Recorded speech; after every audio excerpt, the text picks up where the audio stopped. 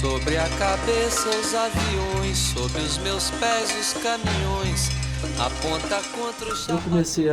Eu conversava muito com o Rogério Duarte, e eu vi Terra em Transe e fiquei muito impressionado. Então eu achei que a resposta da criação de música popular à nossa situação devia ser ter uma pegada mais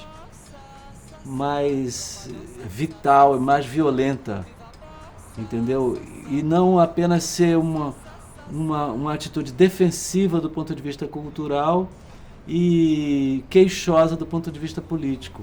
E isso tudo foi crescendo. O Gil disse que devia ser um movimento, começou a articular de uma maneira assim teórica, e tentou convencer os nossos colegas. Fez reuniões e falando nos Beatles e falando na situação, no tamanho da violência da situação brasileira, sob a ditadura. Ele foi para Pernambuco. Em Pernambuco ele viu o governo de Miguel Arraes e a pobreza e a força expressiva de um grupo como a banda de Pífaros de Caruaru. Então ele disse que a gente tinha que ser Beatles, mas banda de Pífaros de Caruaru, com força para responder à violência da situação brasileira. E disso nasceu o que veio a se chamar de tropicalismo. Já a partir de 66, em 67 se tornou público no Festival da Record. Eu lancei Alegria, Alegria e Gil lançou Domingo no Parque. Eu com os Beat Boys, que era uma banda de rock argentina, e o Gil com os Mutantes, que era uma banda de rock brasileira e uma das do mundo mais avançadas. Podemos chamar ao palco quem se consagra nesse lugar, que, acompanhado pelos Beat Boys, vai agora cantar Caetano Veloso.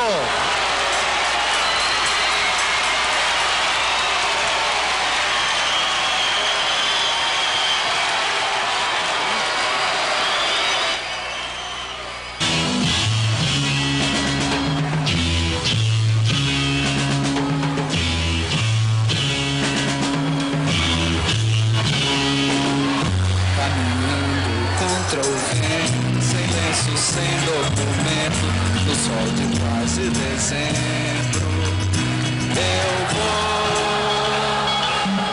vou. O sol se reparte em crimes, espaçonaves, guerrilhas, em cardinales bonitas. Eu vou em caras de presidentes, em grandes beijos de amor, em dentes, pernas, bandeiras, bomba e Brigitte Bardot. Olha, quando eu fui cantar Alegria, Alegria, o fato de que eu ia me apresentar com uma banda de rock, e o Gil também, aquilo já tinha virado porque a gente ensaiava e tal, tinha virado um boato, que umas pessoas diziam que não pode ser, não é verdade, não sei o quê. Quando chegou na hora, era mesmo. Então, quando eu fui anunciado para cantar Alegria, Alegria no festival, então o locutor e a locutora falaram, Blota Júnior, né, e a mulher dele, Sônia, né, anunciaram, e quando foram anunciar descrevendo a canção e dizendo o nome, não sei o que, foram entrando os componentes dos Beat Boys, com aquela roupa de banda de rock, com cabelo grande. E aí a plateia começou a vaiar. Eu aí entrei, antes dela dizer meu nome, eu já entrei, com a cara de fera. As pessoas se assustaram, ela também se assustou um pouquinho. E eu comecei a cantar, mas as pessoas foram ficando, prestando atenção, e finalmente a canção ganhou. As pessoas terminaram gostando, terminaram aplaudindo.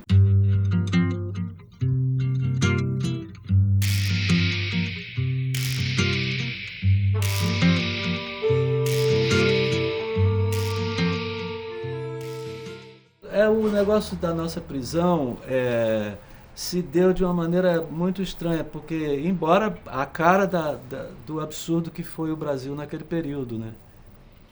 Os militares tinham tomado o poder e nós fizemos um espetáculo numa boate que era do Ricardo Amaral, ali na Lagoa, chamada Sucata, com eu, Gil e os Mutantes, entendeu? Com essas músicas todas do tropicalismo. Esse espetáculo foi o espetáculo rock and roll, rock mais radical que foi feito no Brasil em muitos anos, talvez de sempre.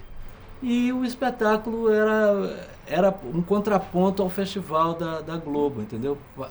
Enquanto tinha o festival aqui, tinha o nosso show. O Hélio Oiticica contribuiu, ele adorava, tinha companheirismo conosco e contribuiu com um trabalho dele que era uma espécie de estandarte que tinha o cara de cavalo morto, né? Estendido no chão, que foi baleado pela polícia, e escrito assim: seja marginal, seja herói. E isso ficava ao lado do palco, não chamava nem tanto a atenção assim, mas ficava ali, fazia parte do espetáculo. E um sujeito que eu acho que era, uns dizem que era juiz de direito, outros dizem que era um promotor, um sujeito com um careta que viu, ficou revoltado e fez um negócio judicial que fechou a boate por causa dessa bandeira do Hélio Oiticica. Então essa palavra bandeira correu assim, os meninos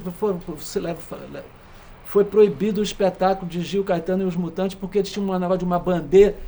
Enfim, tinha um cara na TV Record chamado Randall Juliano, que era muito reacionário, e ele apoiava a ditadura, era um cara da direita, assim. Ele era um desses locutores de rádio e televisão que tem programa e que faz uma espécie de demagogia fascista, né? Fascistoide. E ele, então, fez uma campanha pelo rádio e pela televisão dizendo que nós... ele ouviu a palavra bandeira e como ele já tinha raiva do que a gente estava fazendo e também queria chamar a atenção para o programa dele, né? Aí ele exagerava, ele falou, e também estava em São Paulo, tudo se passou no Rio.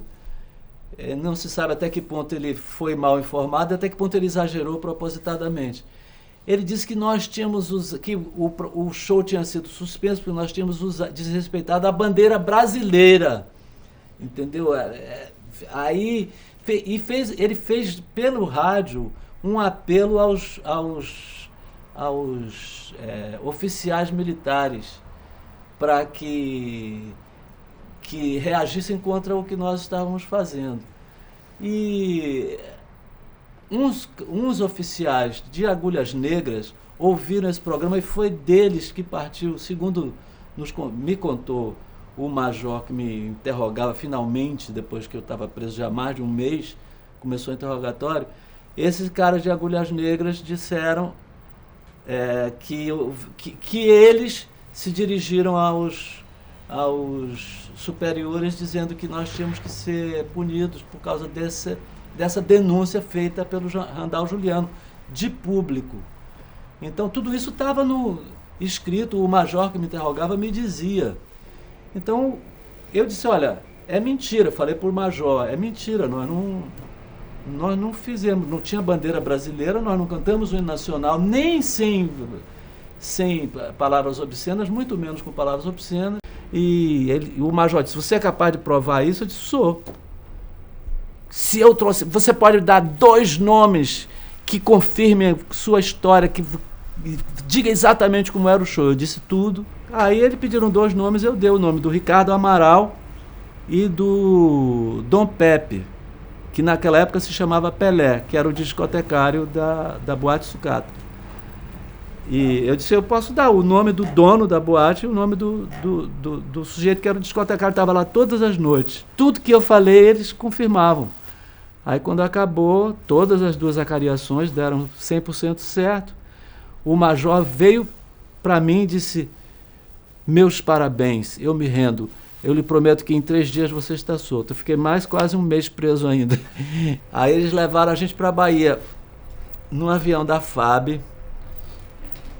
O próprio cara da Polícia Federal levou num avião da FAB e chegando lá, aliás, quando chegou em Salvador, a aeronáutica prendeu a gente e o cara da Polícia Federal brigou com a aeronáutica. A gente ficou preso mais umas horas por engano, porque a aeronáutica tinha, no dia que eles pediram a ordem de prisão para nós, eles pediram para o Brasil inteiro, porque podia ser, que era uma rotina, pode ser que a pessoa saiba e se mande, fuja do endereço, entendeu? Então você manda para os lugares onde a pessoa poderá eventualmente passar. Então no aeroporto de Salvador tinha uma ordem, desde o dia que a gente tinha sido preso, de prender a gente se a gente chegasse lá. Como a gente não chegou até aquele dia, quando a gente chegou com a Polícia Federal, eles prenderam a gente, não acreditaram no cara da Polícia Federal. Mas, de todo modo, não mandaram papel para o cara da Polícia Federal em Salvador, que era um militar, que era o Coronel Luiz Arthur. E aí ele disse, olha, você tem que vir aqui todos os dias, vocês todos os dias assinam aqui, tem que falar comigo pessoalmente, assina o caderno e não podem sair da cidade de Salvador.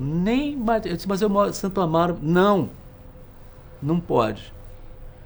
E Gil já tinha 2 filhas. Aí ele pediu ao coronel, olha, tem que resolver a nossa situação. A gente está sem trabalhar há 6 meses. 2 meses na cadeia. 4 meses aqui em Salvador. Aí o coronel disse, não, eu vou pedir. Eu acho também, isso é um absurdo, porque não tem motivo. Aí eles apresentaram a solução da gente sair do Brasil, que era a única solução. E o Guilherme Araújo já estava lá, nos convenceu a ir para Londres, nós fomos, ficamos em Londres. Ficamos 2 anos e meio. Aí lá eu gravei 2 discos, o Gil gravou 1, eu gravei 2. Por iniciativa de um inglês chamado Ralph Mace. Ouviu as nossas músicas, ficou maravilhado. Disse, não, mas isso é uma maravilha, eu quero fazer um disco, e quis fazer primeiro comigo. Para minha surpresa, ainda fiquei, eu disse, mas não, vamos fazer primeiro o seu, porque ele, não sei o que foi, ele queria fazer primeiro comigo, fez. Eu tô com aquela capa de pele de carneiro, de barba. A foto quem fez foi o próprio Ralph Mace. O disco tem A Little More Blue, London, London, Shoot Me Dead, tem umas músicas bacanas.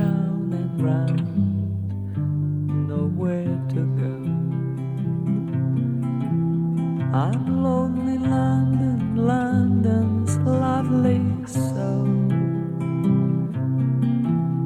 I cross the streets without fear. Everybody keeps the way.